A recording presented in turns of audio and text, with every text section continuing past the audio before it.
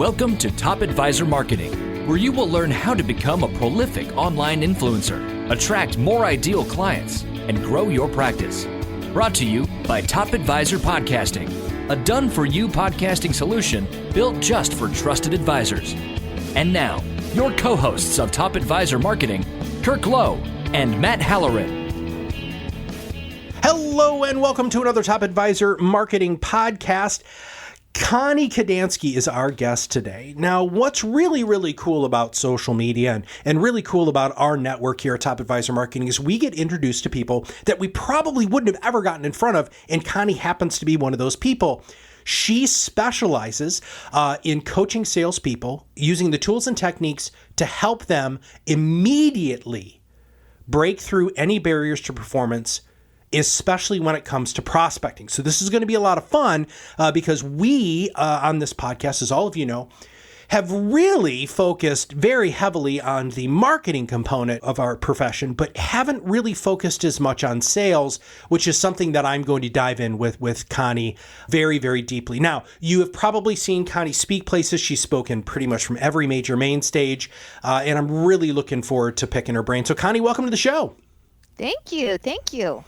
Now, I'm going to ask you the same question that I ask absolutely everybody at the beginning and the outset of the podcast, which is, tell me your history. Why in God's name are you in financial services? And how did you become the person that you are today? Oh, thank you. Well, I was in sales. And I was experiencing sales call reluctance, which is the emotional hesitation to proactively prospect and self-promote. And I was taking a nap at 2:00 in the afternoon. And I thought, what's going on here? Well, I got on the trusty internet and I Googled and I found that there's such a thing called sales call reluctance. And I ordered the book, The Psychology of Sales Call Reluctance. And I was going to go in there and cure my own call reluctance. Long story short, I affiliated with the two behavioral scientists that own the trademark sales call reluctance and have identified 16 different ways that salespeople hesitate to prospect. And I've been a licensee of theirs for 21 years. And the reason that I'm in financial services is I know for people to succeed in financial services is that they need to be in front of new prospects on a consistent basis. So that here I am. I do work in other industries, financial services being one of them. Okay, wow. I didn't really expect for you to give me like 15 follow-up questions with what you just said there. That was awesome. Okay. So sales, getting yourself out there in front of prospects, is much like what marketing's supposed to do. So how do you separate that out, Connie? How do you take sales definition and marketing definition and advisors' resistance and reluctance to communicate? How do you meld all of those together and help us with some operational definitions here? Well, I leave the marketing to you, because I believe that marketing is lead generation. And so everything that you're doing for your clientele, you are helping them to be visible in the marketplace so that people can call them, inbound leads can come to them. So lead generation is how I perceive as marketing, and sales is converting the lead. Converting that lead into a client. And then I also believe heavily in marketing, but I also believe that financial advisors need to have a prospecting action plan, that they are always looking to be proactive in some way, shape, or form, not just depending on their marketing. So, for example, with a financial advisor has a particular business owner on their list, and they see somebody they know golfing with that person, will they pick up that phone and call their friend and say, hey, I saw you golfing with Mr. So-and-so the other day. Are you open for an introduction? So that proactivity that also gets them visible to people who are not seeing their marketing. Okay, there are two follow-up questions with that. I'm going to play devil's advocate for you here because I've heard this, Connie, so many times from the advisors that I've worked with over the years, which is if I call that business owner, don't I sound desperate? Oh, no, you sound savvy. So the definition for sales in my world is you're solving people's problems for a profit. Advisors have worked hard on education, certifications, licenses, and all these different things to develop your skills. And so you are a professional that is solving their problem for a prospect. You are solving their problem for a profit, and that is totally okay. And so, no, it's showing that you're savvy and that you know your value and that you want to be able to engage with that prospect and find out if they have a problem that you can help them solve. Is this a competence issue, Connie? Because that's where my brain immediately goes.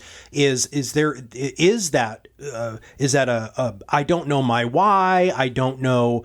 Am I really solving the problem? How much of that behavioral stuff do you have to handle being the sales call reluctance coach? Well, I really look at a roadmap with my clients. So, thinking about your ideal prospect, they feel vulnerable. They don't have time to research and figure things out and read through the lines. So they feel vulnerable. And so they do have a problem. They have an external problem. They have an internal problem, which is what causes them to buy. They're frustrated. They're worried. They're looking to retire at some time.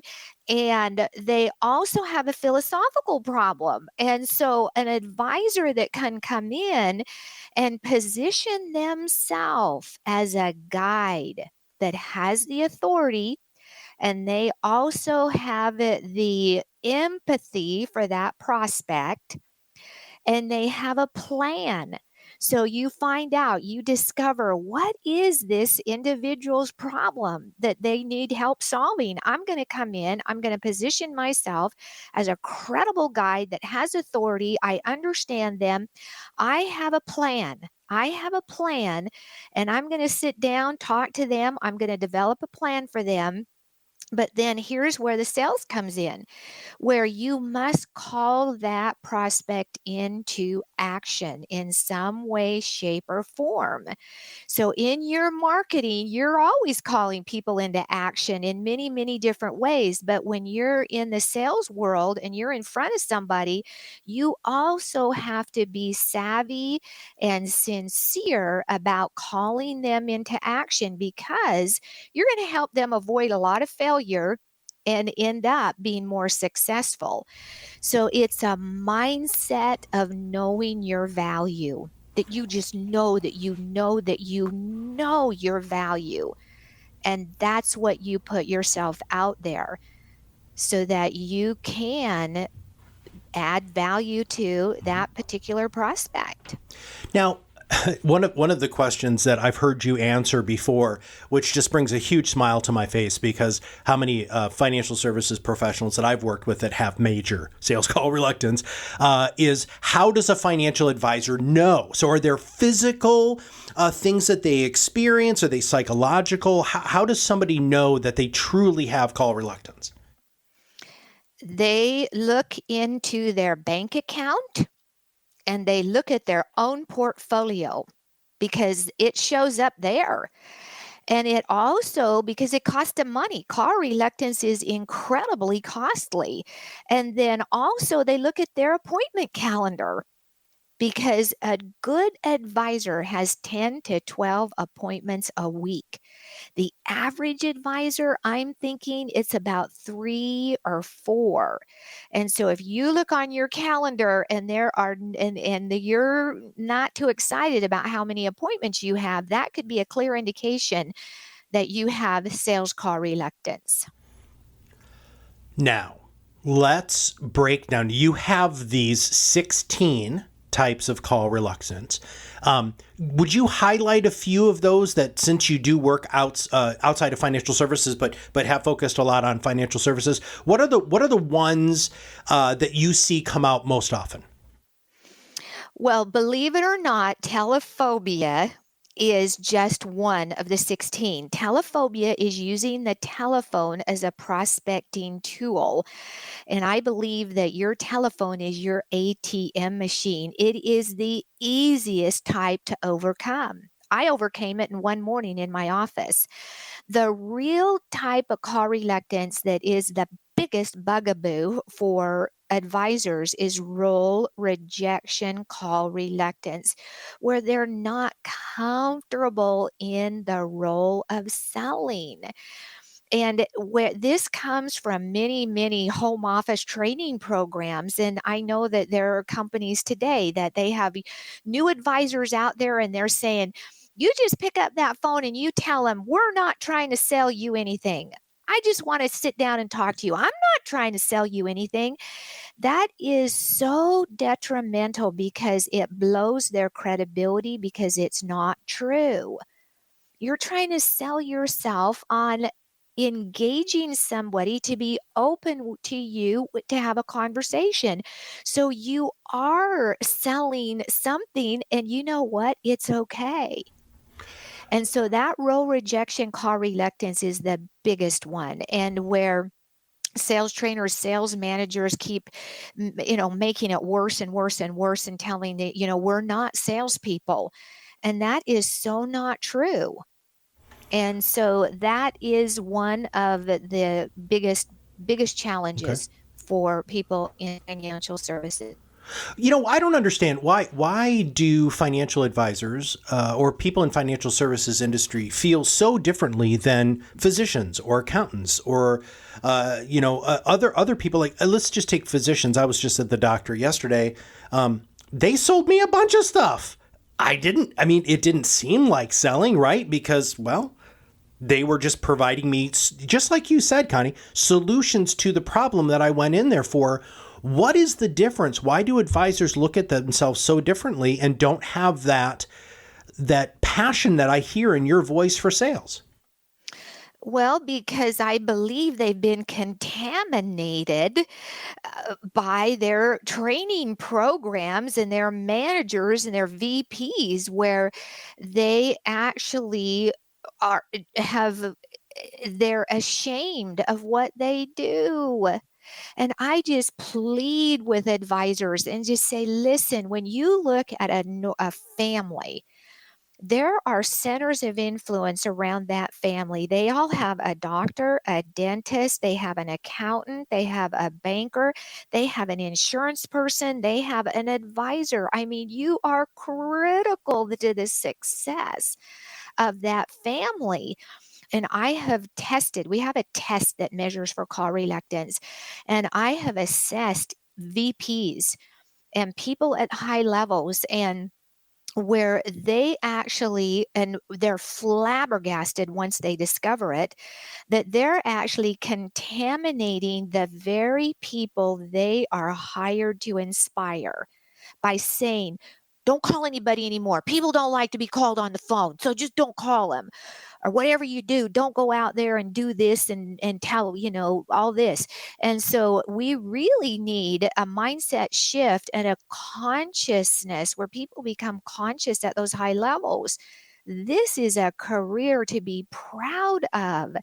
I mean, the public society is depending on you for your ethics and for you to help them because they don't know what to do. They don't have time.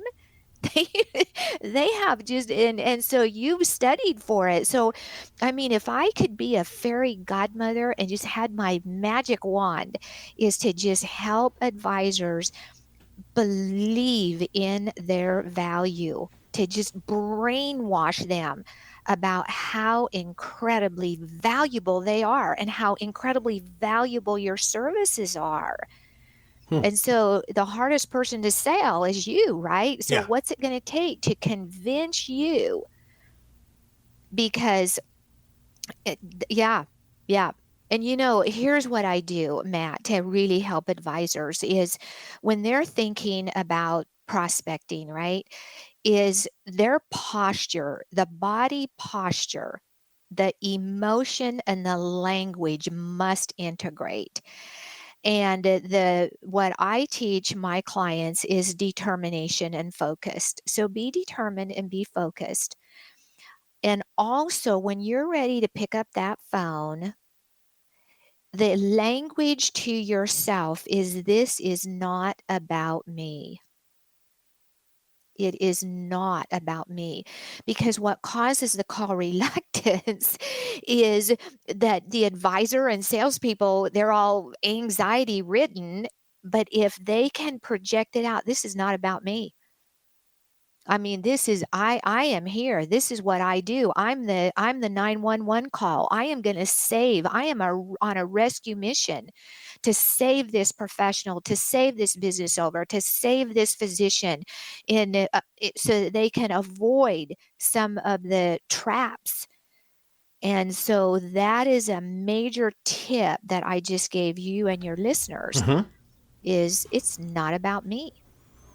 I love that saying. I think more people in life need to implement that, but how powerful is that to truly implement that from a sales perspective? Now, part of the issue could also be, right, from a historical perspective. And I was just talking to somebody today that they said when I first started in business, they said that they have the one book that's gonna make you $1 million producer, and it was the old phone book. And so many financial services professionals started off with that 300 dials will get you to a point or two clients, that sort of stuff.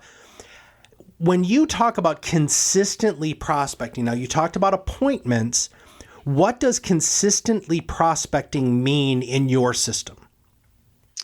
Well, consistently getting in front of potential buyers. And so I know because I was reading from a Top Advisor website and I was reading something that you were sharing. It's really for advisors is to create those kind of relationships. I call them strategic partnerships. And it really does take strategy.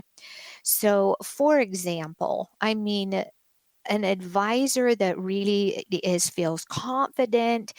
Years and years ago was somebody who just first started out. He goes, Connie, I want to do 401k plans. I want to do 401k plans, right? And so he got strategic. And you think about an advisor is not going to be able to call an HR director of some major corporation and have that HR director say, come on in. But what he started doing is he started serving at an association that human resources people go to. And he started getting on the board there. He started being on committees. He started giving his time.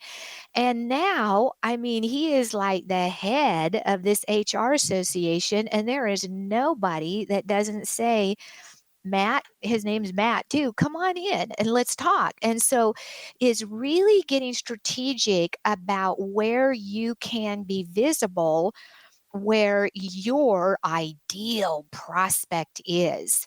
So that's what I'm calling about nitty gritty strategy and developing relationships with people. And you know this too, people who are writing different kinds of insurance or property and casualty.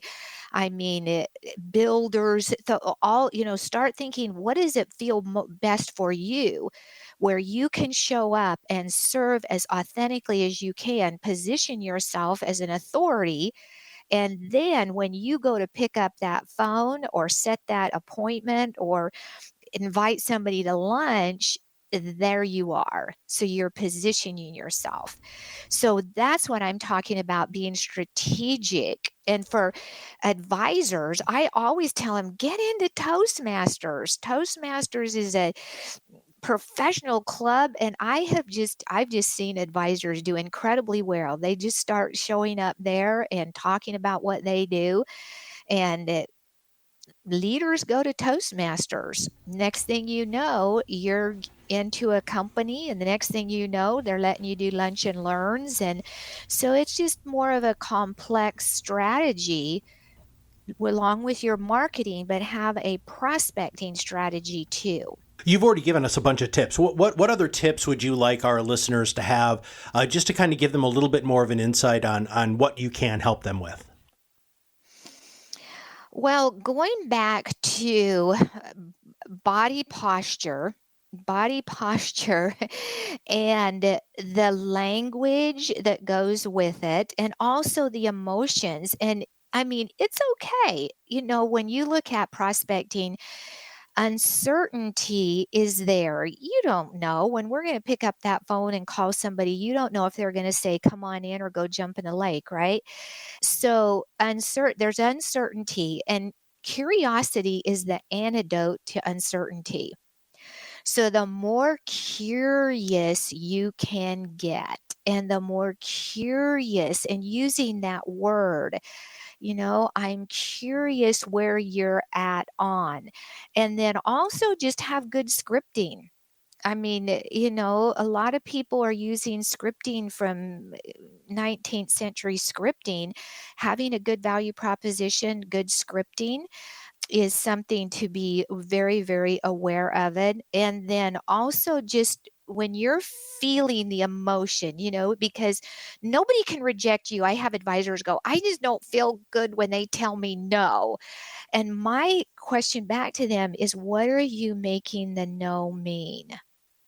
If you called somebody up and they said, no, I already have an advisor. You need to learn pattern interrupts for certain things like that. Because that's another podcast about pattern interrupts. But to be able to really pull it together. So Matt, I lost my train of thought there a little bit. I kind of diverted into well, surprisingly enough, that's all right. But that was where I was hoping you would go. I mean, you were giving us a couple of tips on top of the tips that you've already given us to help financial advisors really kind of overcome this. And pattern interruption is really important. The body posture thing was the other thing that you had talked about. But I want to throw one in there, and I want to see what you think about this, because I'm not a sales coach. I never have been. But as a life coach, that was kind of what made me different as a coach within our industry. I used to talk about ritual, right? So if today was the day that you were going to make your calls, that we would build a ritual around it to increase your confidence, put you in the right state of mind, and make it so that you're going to have less call reluctance. Was I way off on that, or how do you feel about that? I like it. So, you have to get yourself into a particular place.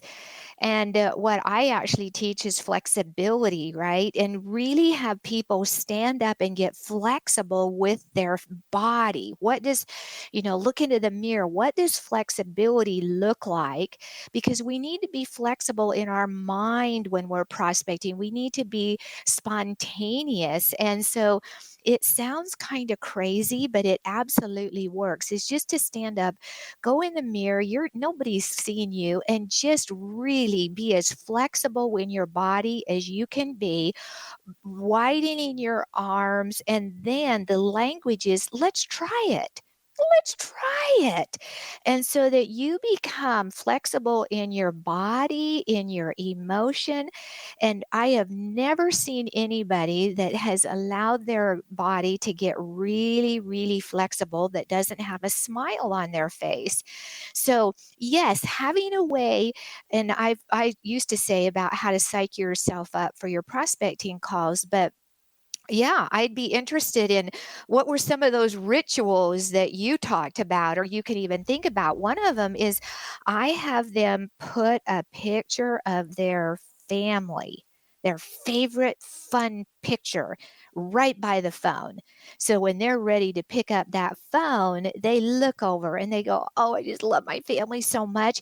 So their emotion, a positive emotion, is the idea of right mindset, right, is absolutely fantastic. And that was something very, very similar to what I had talked about. One of my my old business partners, who ended up just being somebody who I looked up to a lot, had a quote that said, "Great salespeople prospect 2 hours every single solitary day."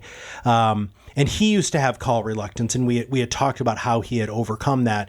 And the ritual idea was one of them. It was the idea that whether it was a picture, some of them are aspirational. They'll have a goal that they have, whether it's and usually it would be tangible, because that's something that once they achieve that goal, then they have it, like a watch or a picture or a cruise or a boat or a pen or things like that you can.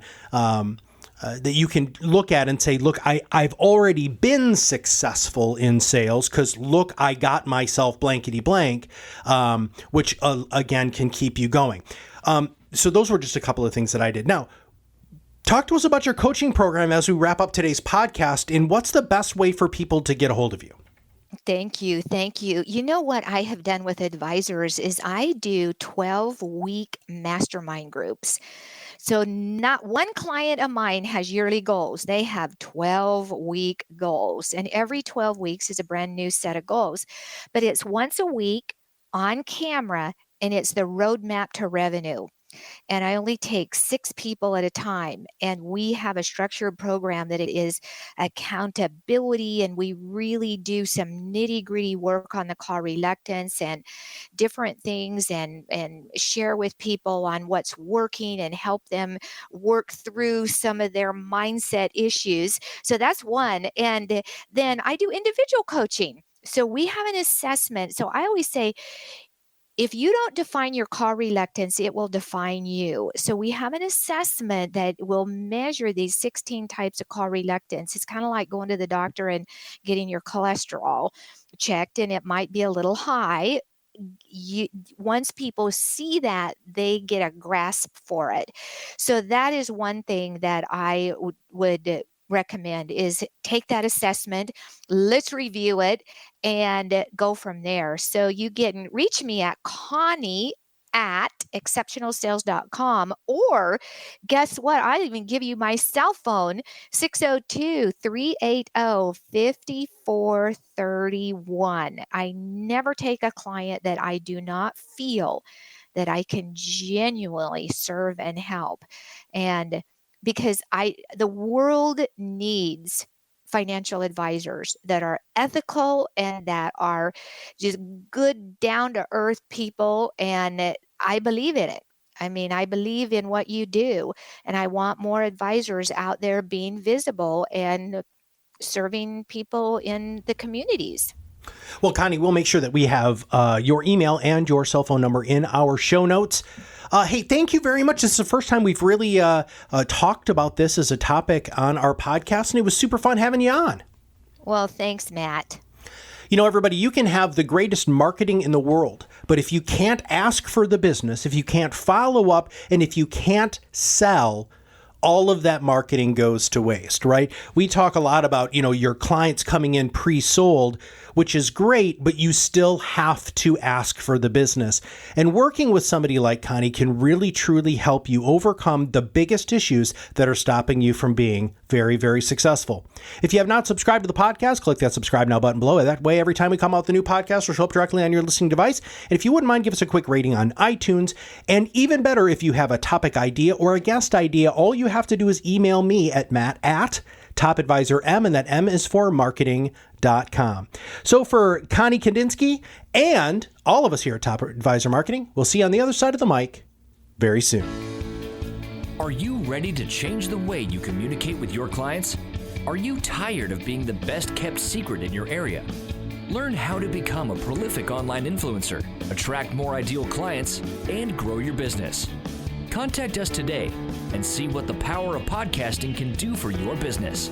Click on the Contact Us link on our website at topadvisormarketing.com and set up a call to learn more. Follow us on LinkedIn and Facebook for more updates and information.